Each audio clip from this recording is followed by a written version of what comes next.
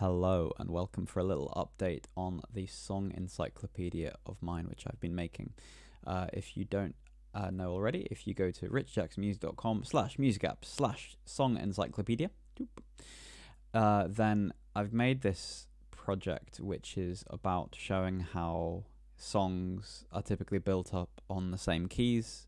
Same chords, and it's all just a matter of key to change which actual chords they are. So, for example, we see Budapest, CFG, Horse Name, G, A minor, Lion Sleeps at Night, CFG, etc. But if they're actually in their original keys, then they would be in a whole bunch of different things. So, Horse and Name would be in D or E minor, but we'd still see, or for Budapest, for example, that would be F, B flat, and C. But, and that kind of stuff. And we can see here how much of this, the different sections of the song and which chords are going to be used and for how many beats and stuff like that. The thing I've been working on today is to just improve on that. Just basically to give me a bit more flexibility.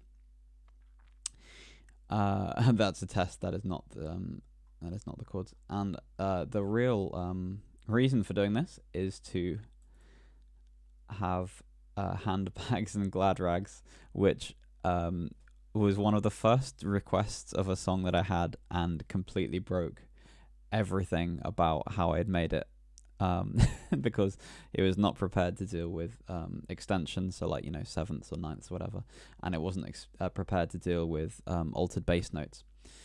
But now we have them, so we now know that Handbags and Gladrags, we need to know 1-1-7/B flat 7, chord 4, chord 5, chord 6, and chord 2.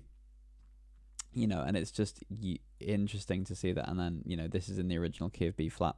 I think I probably want an easier way to change key, probably after every single song, because otherwise we have to keep going back every single time. But so for example, if this is in G, this is working just fine.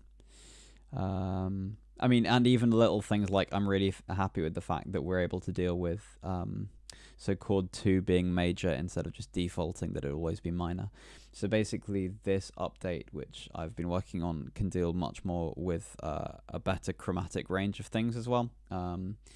The initial one only dealt with very strictly diatonic things, so only if it's chords 1, 4, 5, etc. Or for majors, 1, 4, and 5 are always major. 2, 3, and 6 are always minor, and 7's diminished. But for this, we've been able to deal with a flat 7, and for it to render it correctly, which has been really good. I've had some weird issues with Mezzanine, which is the contact management system that I use, which is built on Django, to a point where I've slightly had to rebuild this, kind of scrapping some bits of Mezzanine's really good features, but for some reason they just aren't working, and it's very difficult working with a sort of framework which it's not like there's limited support, but I think it's very hard to find, and my knowledge of Django is not great, and that's I think 90% of the issues that I have. So to that end, right now there should be a way of clicking on here and it showing just the page, just that song, in detail view, but right now I have managed to break everything, so that is not going to work. But anyway, this work in progress is not live, but I just wanted to give a little update on what was going on with it, because it's I think it's a really interesting project.